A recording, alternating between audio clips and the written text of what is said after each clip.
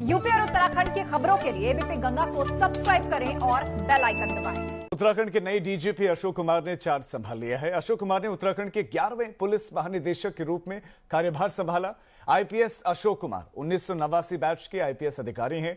Police मुख्यालय में आयोजित कार्यक्रम में वर्तमान डीजीपी अनिल रतूड़ी ने नए महानिदेशक को कार्यभार सौंपा। अशोक कुमार हरियाणा के पानीपत जिले के रहने वाले हैं। उनकी प्रारंभिक शिक्षा गांव के ही सरकारी स्कूल में हुई। इसके बाद आईआईटी दिल्ली से बीटेक और एमटेक किया। अशोक कुमार की पहली पोस्टिंग यूपी के प्रयागराज में बतौर एएसपी हुई थी। उसके बाद काम करते चले गए और इससे पहले डीजी लॉ एंड ऑर्डर का जिम्मा संभाल रहे थे और अब उन्हें डीजीपी बनाया गया है। 11वें डीजीपी के तौर पर उन्होंने कार्यभार संभाल लिया है और 3 दशक तक कार्य किया है इस क्षेत्र में। ऐसे में अपनी प्राथमिकताओं को भी उन्होंने बताया कि नशा उत्तराखंड के लिए इस वक्त बहुत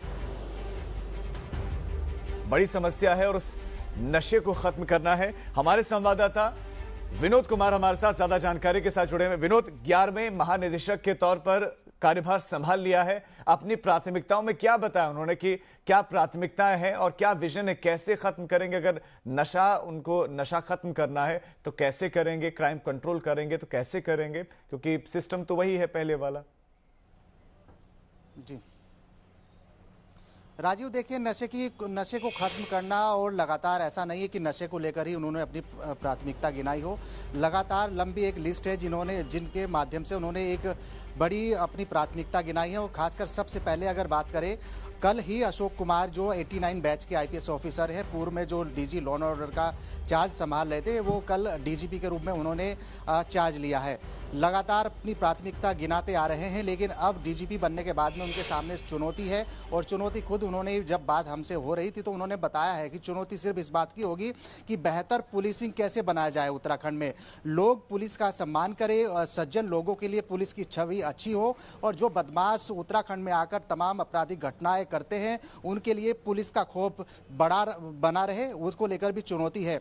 और मैं ये भी बताऊं कि लगातार उन्होंने ये भी माना है कि नशा हो या फिर अन्य चीजें, प्राथमिकता और चुनौती तो जरूर रहेगी, लेकिन सबसे एक बड़ी चुनौती ये भी होती है, अक्सर हमने ये भी देखा है कि पुलिसकर्मी से लेकर एक बड़े आईपीएस अफसर तक जब उनकी पुलिस मुख्यालय स्तर तक नहीं सुनी जाती है या पुलिस मुख्यालय नाकाम होता है हर समस्या सुनने के लिए, तो ऐसे में लगातार पुलिसकर्मी से लेकर आईपीएस अफसर तक कोर्ट की शरण ले लेते हैं। अब ऐसे में नवनियुक्त डीजीपी अशोक कुमार ने 6 कमेटियों का गठन किया है, जिसमें अलग अलग जो आईपीएस ऑफिसर्स हैं उसमें उनको अध्यक्ष बनाया गया है, उपाध्यक्ष बनाया गया है। अलग अलग वो कार्य देखेंगे। कमेटियों का गठन कर दिया गया है, चाहे वो वेलफेयर कमेटी हो, पुलिस के कार्य जो समस्या होती उनका निदान करने की कमेटी हो, या फिर बदमाशों में खौफ पैदा करने वाली टास्क फोर्स वाली कमेटी हो। अलग अलग 6 कमेटी का गठन किया है।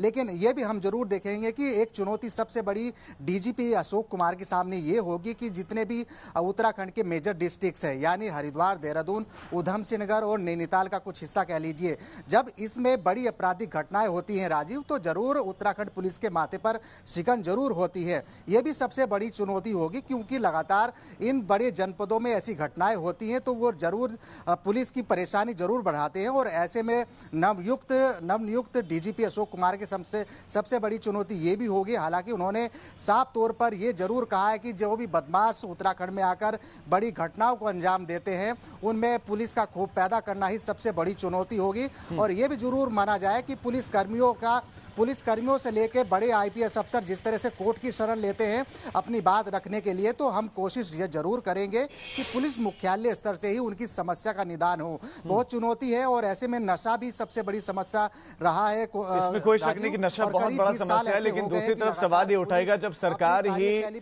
भांग की खेती को बढ़ावा देती है, जैसे गांजा, जैसे चरस और दूसरे चीजें जो नशीला पदार्थ है वो बनाया जाता है, जब उसकी खेती को बढ़ावा दिया जाता है तो दूसरी तरफ नशा उन्मूलन कैसे होगा? आपका विनोद, इस तमाम जानकारी के लिए बहुत शुक्रिया।